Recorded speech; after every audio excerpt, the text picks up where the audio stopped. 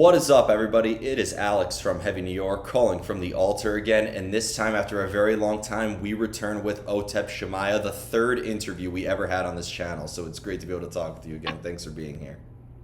Thanks for having me. I appreciate it. Yeah, it's so awesome to have you back. Hopefully, I'll be a better interviewer now than I was in 2017. I think 2,000 interviews later, I think it's aged a little bit better. So, Oh, I think it's all right. yeah. Oh, sorry. Yep. And you were the first to ever share our content, too. So we're forever grateful for that. Oh, you're Thank you. welcome. Yeah. Yeah. Hey, it's a lot of times I will do interviews with folks who don't have they're just starting out or they're and I just want to help promote them, and my fans are and supporters are extremely loyal, and I'm so grateful for that. And so it's nice to throw some traffic your way. I That's appreciate awesome. it. I appreciate Yeah. it. Thank you. But Rising tide lifts all boats. You know. yep, exactly.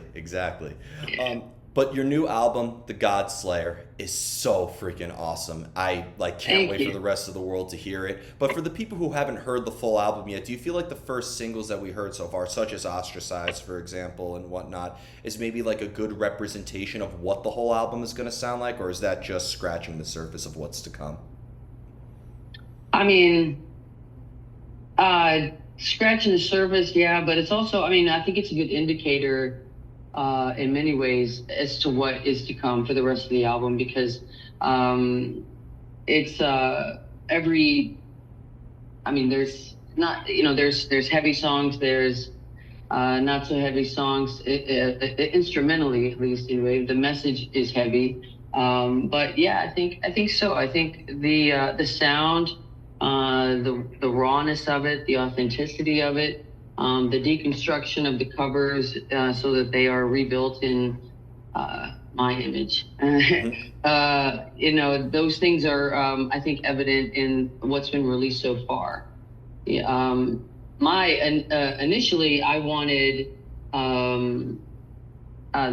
my cover of "The Way I Am" by Eminem to be the second single, and then the label changed it to "Ostracized." But because I think that one is also a really good indicator of who I've been over my career, as far as someone who has different inspirations in different genres, but also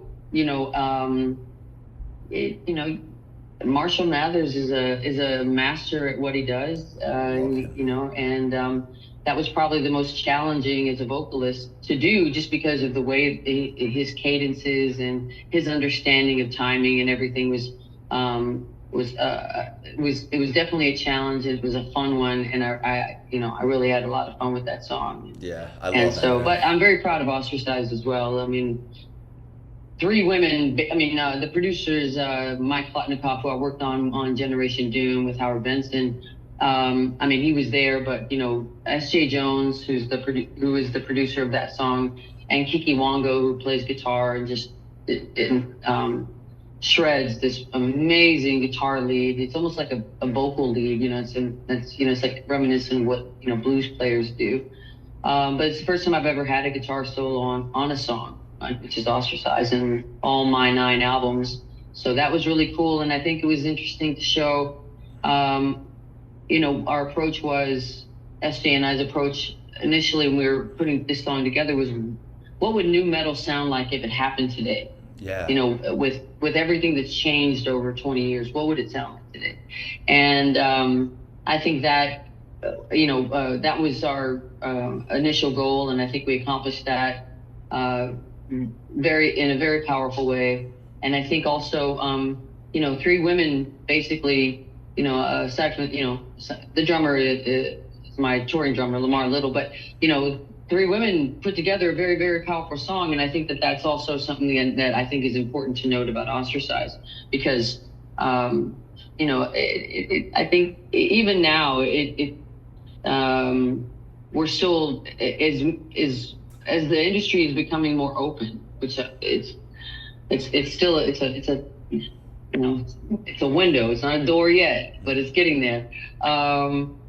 I think that it's important to show all the different facets of what this genre can be, and if we can stop excluding people and start including people, then it's better for the industry. You know, Absolutely. I mean, Absolutely. And yeah. you've advocated for that all the way since the Jihad EP from the very beginning. And, you know, that's something that I've always thought that people really resonated with Otep as well. And, you know, you mentioned the new metal thing too. And what I've always found fascinating is, like, you know, you could tell if you listen to all the entire catalog, that that's off of House of Secrets, that's off of Hydra, that's off of Generation Doom, Oh, right. etc. Like, Yeah. because Yeah. like there's so many different elements. Like, to have a song like Confrontation or Sacrilege, but then also have a song like You're a Woman Now, I think is Mm. really I think you have like a lot of different vocal styles and a lot of different ways of expressing your music, and it's still OTEP. Does it start off with a preconceived vision in a way, or do you kind of like improvise in the songwriting process? A little bit of both. I mean, some of it, sometimes it just begins with an instinct, a shadow in my subconscious, something that I've either experienced or witnessed or read about, and then it will start the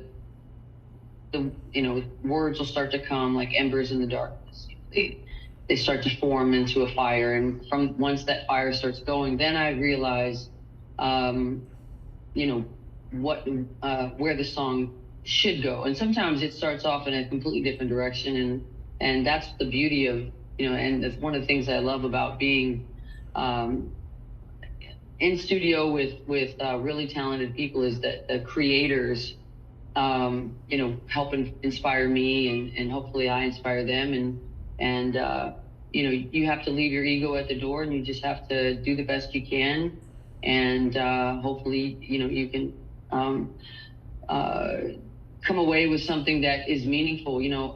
You brought up You're a Woman Now, and it's funny because I've got kind of a ballad on every album, and one of the things that uh, labels always tell me is songs like You're a Woman Now, or Perfectly Flawed, or Brave, even, which was on my last album. Um, they will say things like, "Oh, that's not heavy. That's not a no-tip song." Mm-hmm. And my response is, "Well, I wrote it. So Yeah. I'm OTEP. How can it not be an OTEP song?" But a lot of times these, people that work in the industry, is even fans, critics, label folk, whatever. I mean, um, they equate heavy with sound, and it's not, for me, it's not that. Sometimes Absolutely. it's the actual the lyrics, the message. I mean, You're a Woman Now is about what, the sort of the societal ideas and ideologies that make a woman. What is a woman? Is it when she first has sex? Is it when and this isn't about the trans community at all, because this was written about before all the Republicans started making such a nonsense about it. But this was just primarily about, the rituals across the world, about when a girl becomes a woman, and sometimes it's about losing her virginity, or if it's about getting married, and so I wanted to. So the first two verses are sort of about that, and then the last verse is the earliest memory I have of my mother and I standing in the welfare line. And I just remember I didn't really understand. I was a little baby, so I don't really remember. I didn't know why we were there, but I just remember I was uncomfortable. I was afraid, and I just remember how strong my mom was, and I know that was, it's never hard to go and ask for help, especially when you descendants of Ireland like I am. We don't like to ask for help, so it's hard to do that. But I remember her making sure that I understood, that this was temporary, and that this was a way of getting us out of a bad situation. And to me, that's what a woman was about: being strong for her family, being a leader, being a warrior, and taking on all of that, and making sure that the people that depended on her, that she loved, understood that they were safe, and that she was going to take care of them.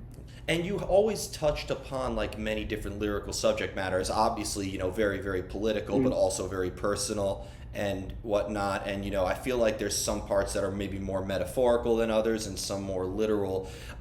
Depending on what you're singing about or what that subject matter could be, does it resonate with you differently? And have you always maybe thought of lyrics and maybe that helped guide like the sound that we hear? I mean, my mother tells me the first thing that I ever did creatively was draw before I could speak. So, I was coloring my shoes, and I was drawing pictures and things. And then as I got older, I was just drawing all the time, and people would come and ask me, well, what does this mean? What does this mean? Because sometimes they were extremely intricate. And I started writing sort of, stories that would accompany that, so people could read the story, or the synopsis or whatever, we call it now, to understand what I was actually illustrating. And then I really fell in love with that, with the written word, and how much I could conjure from my imagination using words and language. Even more so, I think I was able to express things more than I could in drawing. So that led me to poetry, that led me to the beat poets, that led me to spoken word, which then led me to hip hop, which then led me to bands like Rage Against the Machine and Korn and Slipknot and System of a Down and Mudvayne and the Deftones, and suddenly I'm writing what they now call new metal. So every song, pretty much, if I have a lyric, I have books and books and books and books and books of lyrics. So every song will come from a space of, based on a lyrical idea. But the people that I like to work with will, have their own ideas as well. And sometimes, maybe they'll come up with a riff and a guitar riff or something. But I think the turnaround should be in the front, and those kinds of things. So, there's always a collaborative effort. I enjoy working like that. I enjoy working with mentors and other creatives. But typically everything starts from, is lyric driven. And that's how I did a lot of the covers as well. Foundationally, I listened to the lyrics first, or read the lyrics first. Sorry. I read the lyrics first. And that's why people might be so surprised that I covered California Girls, the Beach Boys, on this new album. But, if you set aside the beach pop 60s vibe of California Girls, and you actually read the lyrics, to me, it read like Ted Bundy's diaries or something. I mean, it's creepy, and I don't know the guy, and I don't know if he's creepy or not, but it reads like that to me. Yeah. So but also I wanted to write it from his perspective, from this person, not the original writer, but from the person that I'm imagining, who wrote this. I'm writing it from their perspective. So there is some darkness to it. There's some sensuality to it. There's some obsession to it, and maybe a little kink. But at the same time, there's also some darkness to it that I thought best represented that song from a lyrical perspective. But to use darkness, I've always said that when artists use darkness or negativity, for lack of better words, as like the fuel to their fire, obviously it's very cathartic, and you sing about things that need to be said and need to be addressed, and while it can be cathartic and important, sometimes I've always said artists can become victimized by their own product in a way that sometimes they could succumb to the madness in the creative process. For me, like, I can't turn on the news for 10 seconds without feeling like I'm getting an aneurysm. So, like, I'm just wondering, to write lyrics about, whether it would be personal struggles or, the upheaval in today's day and age, does that make the songwriting process just as deteriorating in a way? Can that even sometimes be counterintuitive at times? Not for me, no. I mean, I think you have to have, if you're a survivor of things that people like me have survived, and you either succumb or you try to overcome them. I mean, we're dealt as human beings from the time we're born some sense of generational trauma, and then add on to that whatever else happens in your own life. So, you have your ancestral trauma that's passed down to you, but then you have the trauma and things that happen to you as a human being as you're growing through this life. And uh, sorry about that. I live in Los Angeles, No, you're good. so they're always going to hear horns and shit. I live in the center of Manhattan. I can relate. Right on. So man. Yeah. All Yeah. right. So love New York, by the way. Love New York City. But all right, y'all. I'm doing an interview over here. Stop it. But listen. You just go back to where rock and roll came from, the blues. That's what they were doing. It was cathartic for them to sing, to sing about what was going on and hopefully better days or heartbreak or whatever, those songs were about at the time. And for me, I have to, being a creative soul sometimes makes you very empathetic. And so the things that I see or experience or witness, they will either stay in me or they have to go somewhere. And I don't want them to stay, in my heart. And I have a saying, like, don't let it poison your heart. Let it inhabit your art. And so that's what I've always done. It's sometimes, especially performing it on stage live, it can be a very, very difficult process to understand how to handle all of those emotions, to conjure them again, to relive everything again, so that it can be real. I'm not a Vegas entertainer. I'm an artist, and I'm not an actress either, although I wish I was. Not now, of course, with Stripe, but for me, what you see on stage when I'm conjuring those emotions, those are very real, and I've had to learn over, this long career that I've had, and to learn how to compartmentalize some of it. And sometimes that can weigh heavy, but in the same time, I'm able to use those same emotions to create songs and art, books, and other things that I've written, and to, I hope, connect with people that might be feeling the same sort of isolation and hopelessness and anger and joy, even, and triumph and things, and pride that I was feeling or needed to feel at the time. And one thing I always ask artists who address like political and social issues in their music, because it's been expressed through multiple times in music, whether it be New York City hardcore. Ministry's work is very politically driven. Rage Against the Machine, System of a Down. How would you say that, or I guess it's why more than a how, but why would you say that the music that we hear in Otep, this very unique style of music, you felt was the best means of sort of getting your point across? Well, it wasn't all. I didn't always think that. It was sort of an accident. I got signed after I was just a local band. We were just a local band playing the Sunset Strip, just like everybody else was. The difference for us, though, was that New York City and LA are Los Angeles are very, very similar in that you kind of we're sort of meccas of oases of art and culture and those types of things. So, audiences can be very jaded in both our cities. So, the difference with us was that we were creating quite a buzz amongst folks as an unsigned band, a local band. So we started seeing suits in the background, and I didn't really know what I was going to do with my life. I was a prior knucklehead, just trying to survive. And, I knew that art was my way out. But I didn't know that it was going to be music, and I didn't know it was going to be this genre either. Because I dabbled in so many different things, spoken word, hip hop, poetry. And I was able to combine all of those things with thanks from inspiration from Jim Morrison and the Doors.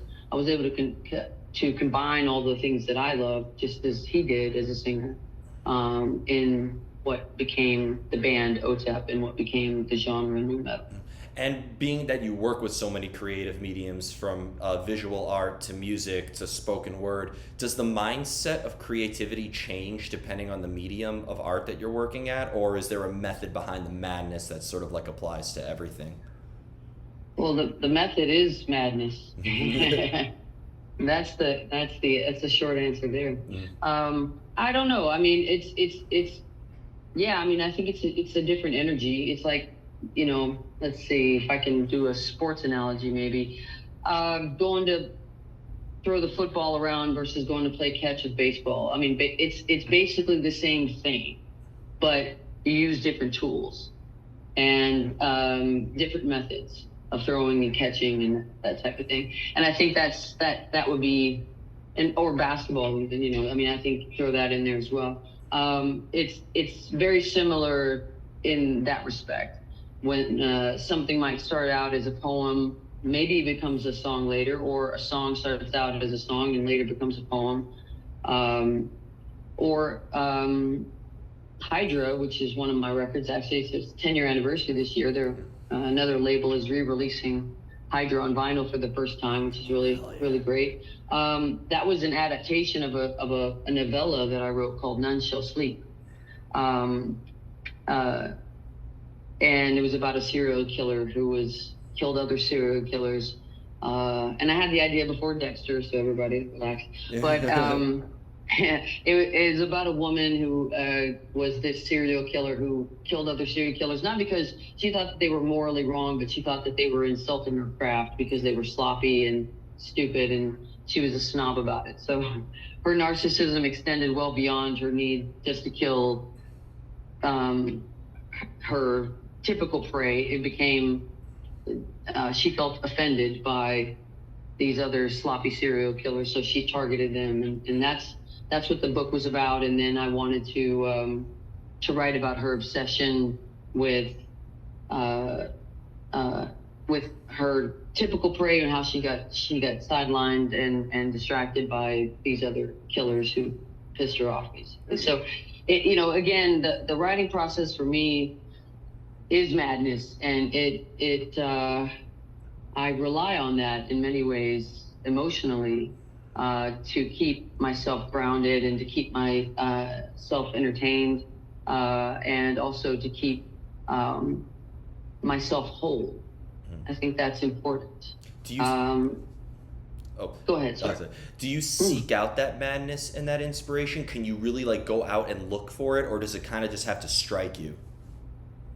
Oh no, it's got to find me. I can't find it. I mean, I think you'll find that most writers or creative folk, I mean, if they try to do something when they're not feeling it, when the muses aren't singing in the wires, as they say, then it's not going to be what you really, it's not going to be anything worth anything. So I mean, I encourage, people like me who suffer from writer's block a lot, and that's maybe a living hell sometimes, because that is something that I just love to do and have always done, and it's just part of my identity in a way. It's part of who I am. And when I experience that, I try to do everything from read things that I know I'm going to hate, to hopefully maybe that'll inspire something.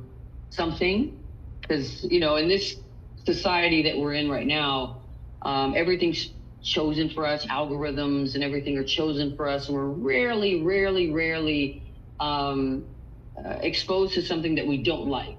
I mean, from streaming services, on TVs and things like that, recommending movies or TV shows for you, to music doing the same thing. I think you'd like this song. I think you'd like this video, that since you like this, you'll like this. We're rare, it's rare that we're exposed to anything that we're just, that we don't like. We just, unless somebody else proffers it, then we just ignore it. It's rare that we seek it out. And I think that's important for people like me to actively seek those things out, because hopefully we'll have some kind of a reaction to it. Whether that be a reaction creatively, or if it might be something like, well, hell, they wrote that, I can write this, and maybe that'll give you a little bit more, bring you a little bit up out of the hopelessness. Yeah. Sorry, that's my dog. No. He's protecting the territories right now. It's probably a Oh, I love it when the skateboarder. pets photobomb the interview. I always love that. Yeah, it's amazing. Yeah. That's Sir Francis Bacon. Oh, great name. I love Francis Bacon. Thank you. He's named after the father of modern mathematics because he's a genius dog. He really is. And also, I'm openly gay, and Sir Francis Bacon, father of modern mathematics, was also gay, but they've kept that out of the history books because even mathematicians thought that it would take away his him being gay. People would focus more on that than his mathematical accomplishments, and I mean that's just ludicrous. It's ridiculous, but that's partly why he's named that, but mainly because he is definitely a sir, and he's definitely a genius. So I love my baby. And I've noticed the Basquiat. I'm sorry, I forgot what the other question was, but I believe it was about do I seek the madness out, right? Yep. Is that it? Yep, that's where. Yeah, no, I don't, but I invite it all the time. Yeah, I'm inviting it to come all the time. Yeah. And I've noticed the Basquiat tattoo too. That's on your hand as well. I'm a diehard Basquiat fan. I went to he had a huge exhibition last year, and I think I spent like 5 or 6 hours there. So fun little fact. Yeah. One of those big. I love Basquiat. I actually got to see. I don't know what's going on outside my house. Always makes for an interesting interview. I was invited to a house party that was owned by someone who I normally would never ever associate with, but I didn't know it was his house. So I was just invited, but he had an original Basquiat on the wall. Oh. And I was offended because I don't like this person very much, and most people don't like him either. But while everyone else was hanging out and partying or whatever, I was staring at this Basquiat for like an hour. Yeah, and people were walking by me like looking at me like I was insane. I'm like, it's Basquiat, man, right there, right here. Greenwood Cemetery, which I walk in regularly in Brooklyn, is where his grave is, and it's. I've always thought artists you should really collaborate with. I interviewed her multiple times. Is Charlotte Vessels? She used to sing for the symphonic band Delane. But she was an art history major, and also writes a lot about like gender studies and like different like art historical references with that and stuff. I thought, and fantastic vocalist. That would be an artist that I think it would be a great That would be some great lyrical collaboration right there. I think there's an artistic kindred spirit that's somewhere there. All right. In terms of the interpretation of your work too, because for instance, I was a little boy when I first heard your music. I was 8 years old when I first heard Sacrilege or something like that, which happy 21 years to Savastra, which art saves, I believe is what it translates to. Backwards. Yep. Art saves backwards. Mm-hmm. So like as a little kid, I know nothing about, political or social issues. I'm 8 years old and whatnot. But the music just hit with me so hard. And, I kind of like would make my own stories up as I would listen to it. Do you think that another person's interpretation of your lyrics, even if it's nothing like what you were saying, could add another layer of meaning or context to the material? Oh, absolutely. I mean, sometimes I think, and I hope it does, I do my best to write with universal language so that I know that what truth I'm trying to convey or what emotional experience I'm trying to write about. And sometimes it's multiple things all wound, in this big alchemical stew that, it may start off with one idea in the same verse. It switches to several other different things. But I try to do as the Beat Poets did, use a lot of like universal language. And so that people that might not understand or never had the experience that inspired me to write the song, they can find their own experiences in it or their own meanings to it. Sometimes those it can be a disaster. There are people that are on the other side of things politically or culturally than I am, and they'll think that I was writing about something completely different than than what, you know, I stand for or what I believe in as a human being. So that's really the only danger, is when someone's like, you write political songs, and you're a liberal. Yeah, I mean, Yeah. I'm working class, baby, all, you know, from Yeah. jump. So I'm always going to represent the working class, and I am a liberal. So and I'm gay, and I'm a vegan, and so sometimes when those things are discovered, and people will be like, wait, but you know, what about, you wrote "Smash the Control Machine," but you're pro this politician, or you're pro this this legislation, and it's like, first of all, that was inspired by William Burroughs' poem.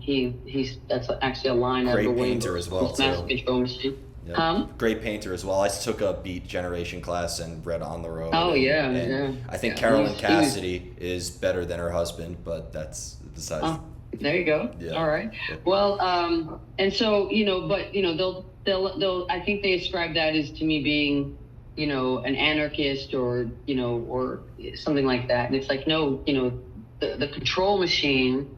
Again, that song starts off writing about something that happened to my family personally.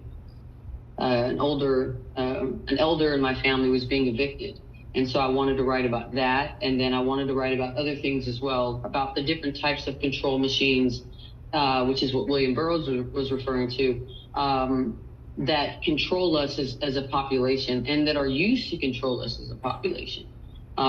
Economically, again, culturally, socially, and those types of things. So it wasn't just about, you know, standing up against the government. It was about, you know, making sure that it was about addressing a bunch of different issues, and again, that's what that's I guess would be the only danger really, and it rarely happens, but Yeah. that would be the only real danger, in people misinterpreting a song. Well, I think labeling something. I think labeling something political too is also very vague nowadays as well, because I feel like some people like us hear the word political and they think it's all red versus blue, blue versus red, and or this issue or that issue. But I think like it goes like there's a lot deeper meaning behind than just, you know, the surface of things, I feel like.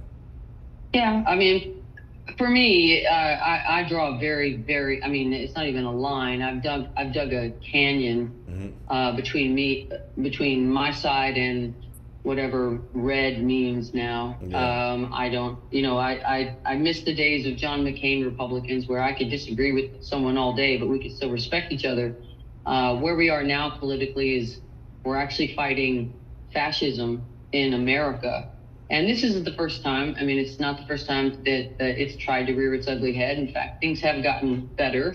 We're just not going to let them regress back to those times. And that's why I think, I can't remember who said it, but it stuck with me, was that we have to know where we've been to know where we are, to know where we're going. Yeah. And that's why history is important. And that's why, you know, right now for me, anyone that still is wearing a red hat. Yeah. They're not, you know, they're not somebody that I would even want to have a discourse with. Yeah. I'm not trying to change anybody's mind anymore. I'm not trying to do any of that. If you are that easily pulled into a culture of hate and bigotry and wish the extermination of different types of people, including gay people like me, and want to rip the rights away from women. I am a woman, and all the other things that they're trying to do. Then, you know, against the trans community and that type of thing. If your whole position is based around hate and exclusion, then I don't care if you listen to my music or not, or come to my shows. I don't care. Yeah. I don't, and I never have. So that's a surprise, everybody. Yeah. We don't know no me. surprise there. I kind of got that Yeah. message when I started understanding what the lyrics meant in a way. And this led me, I have two more questions, if that's cool. One of the final questions I have is, I've always said that art is life, and when you bring it into the world, it can grow and it can develop. For instance, confrontation, aged like fine wine. Bush is out of office Thank though, you. so I'm not really directing that. I take that song away, and now I'm pointing it at Rootin' Tootin' Vladimir Putin, and because I feel like that song aged like fine wine even to this day and age. So I'm just like curious. Do you want everything that you create to be a snapshot of who you are at that particular time? Do you prefer to leave The Ascension in 2007, leave House of Secrets in 2004, or do you think that maybe the material can grow with you as you grow as an artist? Well, some songs I think should be ethereal. They should be in some ways. And I think others, like Warhead, for example, is definitely about a very specific time in our history and probably belongs, it should stay there, even though it's a very popular song. But it didn't begin that way. I would play that song and I would get booed at my own shows that I was headlining because at the time, we were being inundated with this propaganda that you couldn't disagree with the president and still support the troops. Well, I come from a military family, so of course I'm going to disagree with sending our troops into Iraq when they had nothing to do with 9/11. So, some songs deserve to stay where they are, I think, as far as I'm concerned. Like people always scream for that song now. And I remember the slow change that happened. I started playing it right around 2004, 2005. Booze around 2006. It was half booze, half cheers. 2007, it's all cheers. And then, I'm not one to let people forget what they did. That's so, a unique I thing made to sure they experience. remembered. I remember you guys. I played here last year, blah, blah, blah. But there are other songs that I think are timeless. Perfectly Flawed is timeless. Confrontation, thank you for saying that. That's very kind of you. I think that's timeless. It's a staple of our set. Battle Ready, songs like that on the surface might not be overtly political but more culturally. Cultural songs, I think, can last because there's always going to be something evil happening in the world, unfortunately. And so I think that those songs are okay. Again, some songs I'm happy to leave the past. Yeah. Yeah. I think that's where they belong. I promise you play Sacrilege. I'm always hoping that you bring back that deep cut. I want to bring that one back. We almost brought it back on the last run. We were just trying to fit in as many new songs as possible and that we hadn't played, but also we do. Yeah, you've been to my show, so you know about the spoken word parts in between songs and the interludes and all of that. I mean, that also is unless musicians have a background in jazz or have the ability for improvisation, then those things take the longest for my band for people to learn. We end up building something that's kind of got a loose structure to it, kind of a bare bones architecture to it, and so that we can build something different each show. Unfortunately, we tried to bring Sacrilege into that, but we settled with Filthy. Fair enough. Maybe, fair enough, right? But yeah, I thank you for saying that. Sacrilege is one of my favorites. Yeah, like I asked because I've seen you live now, I think 4 times, 3 at Webster Hall, 1 at Gramercy Theater. So yeah, and I'm like, are they gonna play it? Are they gonna play it? Are they gonna play it? So one day. It's a fun song to play too. I mean, not just message aside, vocals aside. I mean, it's just it's a fun song to play. So I always like with the heaviness and the emotions and the passion, the spiritual intercourse of our shows, how passionate they can get, how heavy they can get, how it's always fun to add songs that are actually enjoyable to perform, and that's one of them. Yeah. And the final question I wanted to ask you is because kind of like it's sort of like a combination of the origins of the band combined with like inspirations, because I've heard you mention nu metal, but like I think at the time you started also metalcore was on the rise, so I see sort of like a bridge between that in a way, like sort of like the clean and melodic vocal aspects of it, but also like when I watch you perform and I see like some hardcore influences in there too. Like I don't know if you were ever a fan of Sick of It All or Agnostic Front, because I see like a lot of hardcore grit in your music too. Hate So Breed. I was a Hate Breed. oh, shout out to Just shout out to Oh, me and Josh, yeah, Jamie and we're still pals after all this time. He's a really, really good dude. yeah. Um, So like I'm wondering. or has always been a good dude to me. So I'm sorry, go ahead. Oh yeah, no. I was just wondering, like, in terms of your inspirations, because you take inspiration from the Beat generation, which I never thought in my interview career I'd be able to even reference William Burroughs or Jack Kerouac to anybody. So Yeah, Ginsberg. Yeah. Yep. But like, you take inspiration from visual art and all these different spots. But it's fair to say that it comes both internally and externally as well. Were you kind of looking at other like punk artists or like metal musicians as well to sort of like perfect your craft as well? Was that the sort of goal? I'm kind of rambling myself. That's okay. I mean, I think my first impressions of being able to, like I said earlier, I think, about being able to bring in all the things that I enjoy doing as a human being, as an artist, as a performing artist. I could put those all together, and I learned that from The Doors, from Jim Morrison. The song "The End." Not only it's this beautiful,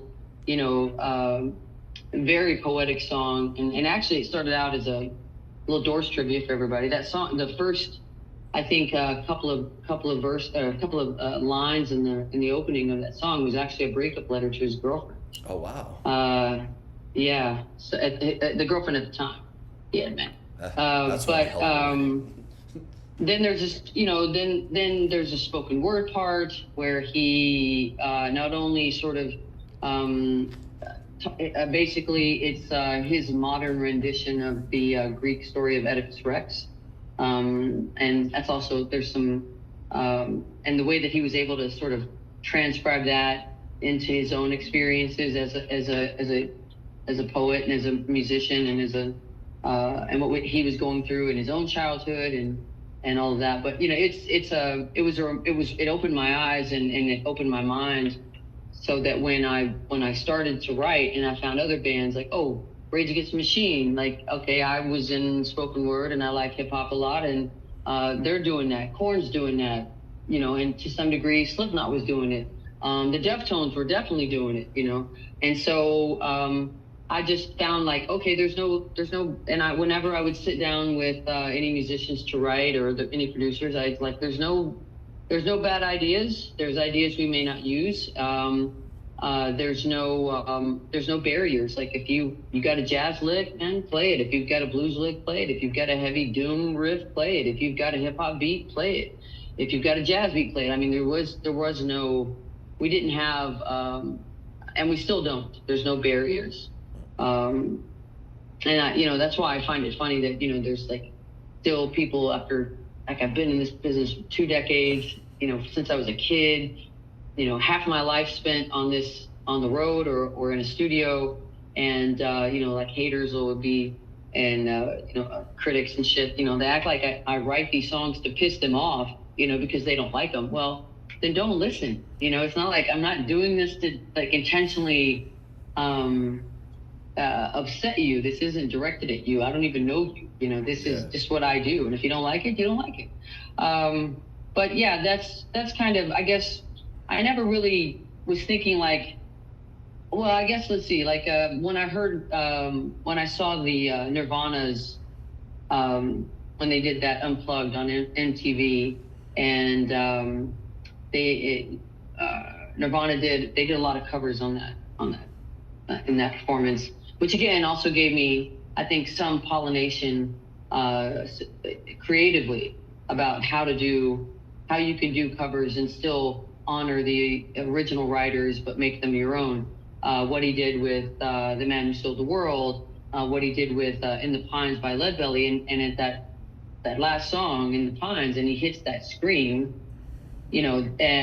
listening to that, I was like, oh, that's, wow. I mean, I felt that, right? And so then I heard Chino doing it, and I was like, oh, I feel that, right? And then I heard what Corey was doing and what Jonathan was doing and what all these cats were doing, and I was like, oh, I feel that. And then it just, I think we were writing some songs early on, and a guttural just blew out of me, out of being in this emotional state when I was performing it, and the whole band stopped, and everybody looked at each other, and they said, what was that? And I was like, I don't know. So they said, can you do it again? And I was like, maybe, I don't know. I've never done it before.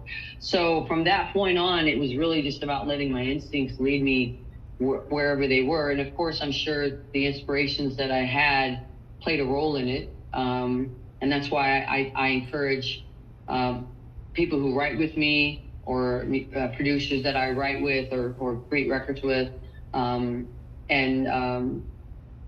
Hopefully, any bands that are looking for guidance on what to do is, have as many inspirations from different genres and different types of players and different types of songs and as you can, because it'll help you overall. I mean, going back to the Doors, I mean, the guitar player, Robbie Krieger, was a flamenco player. He was a jazz and flamenco player. I mean, you go back and you look and he plays with his fingernails, these incredible riffs and intricate riffs that he plays. Live, he plays with his fingernails. And so, yet they were able to make some of the most, really powerful songs, 5 to 1, to, these long ballads that they had, these really intricate, from the music's over to the end, even to some of the goofball stuff in the Soft Parade, which I like the very beginning and I like the ending. I hate the middle, but that's just me. Yeah. But I guess that's where I just, whenever I sit down to write something, or when I'm gearing up to write something, I mean, I'm listening to all different types of songs and genres and things that maybe I wouldn't be exposed to normally, just so that I have them in the arsenal, or they're in the library, or whatever you want to call it. They're there.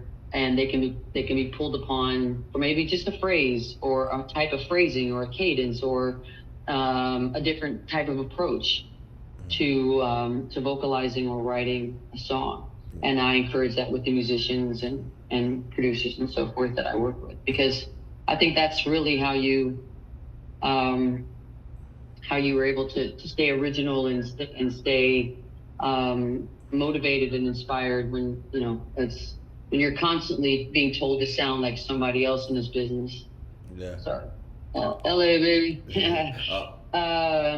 Sirens in the background. But that's, that to me is what makes, what I love about what I'm most inspired by and most, I think, in awe of, is artists who pull from different genres or from different places. Yeah. And whether or not that is revealed really openly in their work, or if it's just a subtle thing, I think that's really important. Yep. Bonus question though, how do you know when you're finished?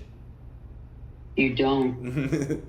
In fact, I have to be told to stop, because especially when I'm recording vocals, I'll do, sometimes I've done, sometimes I'll hear something that the producer doesn't hear, and I'm like, I can do better. And they're like, okay, that's take like 300. No joke, no exaggeration. Like, that's 300 takes in a single day. That's enough. You got it. We'll somewhere in there, you got it. So, I think that's, there's a famous phrase from a famous artist, and the name's escaping me at the moment, but art is never finished, it's abandoned. Yep, it's abandoned. And I think that's the truth. Yep, yeah. Fair enough. Well, Otep, I want to thank you so much for coming back on the show, and thank you again for your support. It's so awesome to have you here. Everybody, we are here with Otep Shamaya. Be sure to check out The God Slayer, coming out September 15th. Am I correct? Yeah, September 15th. Pre-orders are available now. And I don't think the label knows it, but the manufacturers are mailing them early. So, hell yeah. You can get yours now, so go ahead and order, man. Awesome. Yeah. Thank you so much. Yeah. It's a great, I'm very proud of this album. It took a lot. There were a lot of obstacles, both what was happening in the country at the time with COVID and quarantine and having to stagger studio time because they had to have a day in between if they had another band in there or whatever, or another producer in the studio, or just, and then studio closings and people catching it, and then my eldest brother passed away unexpectedly, and that was really difficult. And you can actually probably hear some of the shift in the tone and some of the things that I'm writing on this album, because he died while we were writing and recording the record. So a lot of obstacles, but I'm really proud of it, and I think that it's one of the best sounding records I've done, just sonically, and I'm really proud of all the people that I was able to work with, from S.J. Jones to Kiki Wango to Brian Spencer, another amazing producer, to Mike Plotnikov, Mayo Rappelbaum, who mastered it. I mean, everybody they were so engaged and so passionate. And again, it was that spiritual intercourse between all of us. We were just giving and receiving energy that ended up making this album so special. Further proving, like you have with every album, that it's not about the obstacles that we face that define us, it's how we overcome them that do. So I appreciate you telling your story once again. Thank you so much, everybody. Thanks for having me. Appreciate it. Anytime. Everybody, Otep Shamaya, Godslayer, out September 15th. We will see you next time on Heavy New York.